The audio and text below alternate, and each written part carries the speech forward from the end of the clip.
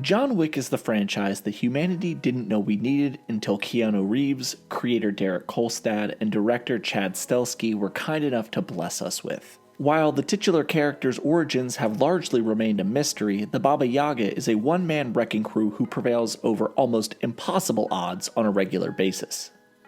Part of the allure of John Wick is his mysterious background, and today we're going to cover everything we know about John Wick's life before the events of the first film. But before we begin, please make sure to subscribe, drop a like, and most importantly, hit the bell to turn on notifications. We cover a lot of different types of content, and it helps make sure you see our videos regularly, especially if there's a lapse in topics that we cover that you're interested in. Now, before we get into this, I want to set realistic expectations. Not a lot of John Wick's origin is known, so I will cover everything that I can find, but it's not going to be perfect. Yardani Yanovich, the child who would one day become known as John Wick, was born in Porozh, Belarusian SSR, the Soviet Union, what is now known as Belarus, on September 12, 1964.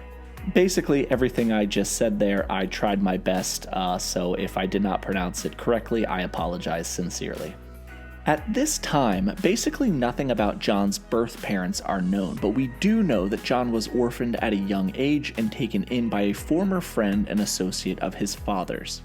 John spent a portion of his adolescence in El Suarez, Mexico, where he had a vicious encounter with a group of assassins named the Three Bills.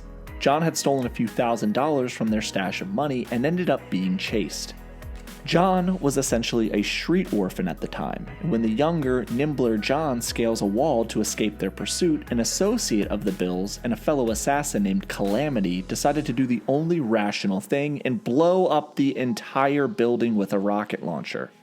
The Bills then gunned down eyewitnesses and assumed John died in the explosion to clean up the mess. Even at a younger age, John tried his best to respect the lives of innocents, and during this altercation, Calamity and the Bills kill a lot of innocent people, leading to a lifelong vendetta against them. More on this in a moment. From this point, John Wick 3 Parabellum tells us how John was taken in after this event by the Ruska Roma criminal syndicate, a group of Romani gypsies who also happened to be one of the largest criminal entities among Russia, Belarus, and eastern and central Ukraine.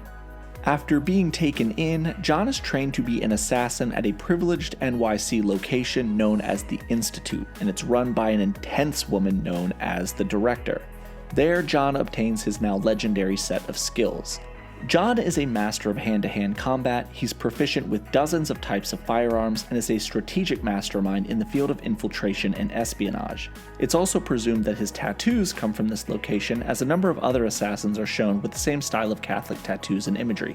While much of his time with the Ruska Roma is not documented and known, what is known is that during this time period, John begins his acquaintance with the criminal underworld. He becomes aware of a number of criminal families, and they become very aware of him.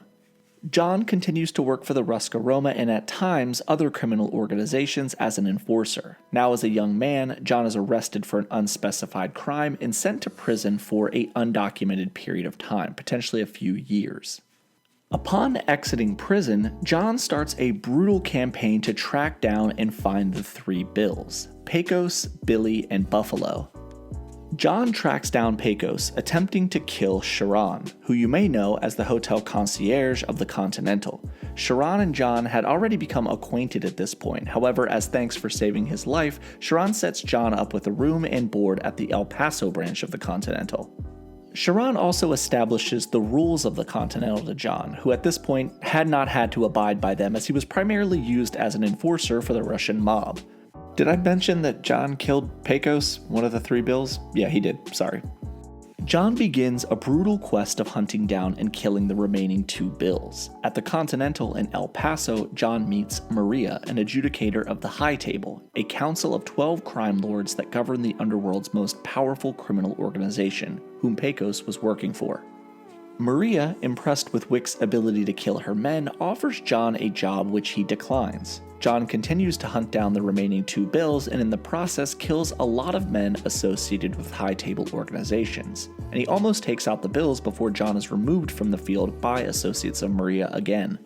Maria explains to John that his personal vendetta has attracted a lot of attention from the criminal underworld, as John has killed a lot of their henchmen, In order to save himself, Maria again offers John a protected position as an assassin. John again declines, and it's revealed that Maria had only stepped in because the remaining two bills requested her assistance in the form of an unbreakable bond given from one member of the criminal underworld to another, sealed in blood, called a marker. Despite Maria recently saving the Bills' life in exchange for their markers, she immediately cashes their markers in and manipulates the Bills into attempting to kill John Wick, much to their panic. The two Bills retrieve and recruit Calamity, who they had committed to a psychiatric facility years before, and offer to give her her freedom in exchange for killing Wick. John faces off with the Bills and Calamity, and in the process also ends up having to make a deal with Maria to save multiple innocent lives. John is able to successfully kill the remaining Bills and Calamity, but is also forced into the employment of Maria, whom he works for an extended period of time. John's employment then changes from Maria to the Tarasov crime family, where he earns the now legendary moniker of the Baba Yaga, or Boogeyman. During this time, John obtains numerous connections within the criminal underworld, including assassins, other members of the High Table, the Bowery King, and unique offerings and services available only to these assassins. Now a legendary assassin and enforcer, by chance, John happened to meet and fall in love with a woman named Helen. John's love for Helen changed something inside of him, and he decided he wanted to settle down, get married, and leave the criminal underworld behind. But things don't work that easily, and John was a man with skills that command a premium price and premium loyalty. John met with Vigo Tarasov, boss of the Tarasov mob, who agreed to grant John his freedom if he could carry out what was described as an impossible task. Vigo requested John kill all of his main adversaries in a single night, something no other assassin could hope to accomplish. John was forced to request aid from Santino D'Antonio, the younger brother of Gianna D'Antonio, another member of the High Table and a ruthless criminal underworld boss. What Santino provided John with, and how many targets John killed that night, are unknown, but the feat itself was legendary, earning John his freedom.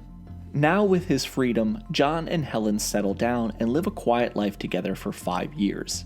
Helen and John's home was decorated with mementos to their love, and Helen even gifted John a classic sports car, a 1969 Ford Mustang Boss 429.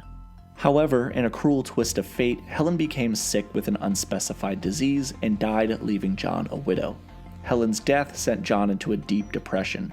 One day, John received a posthumous gift from Helen in the form of a beagle puppy whom John named Daisy.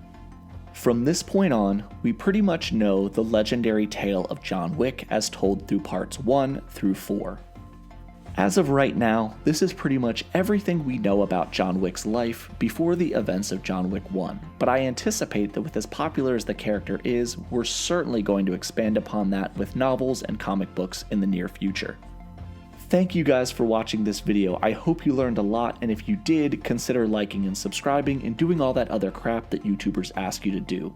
This has been Nick with Key Issues. Thanks again, and remember the motto, John Wick over everything.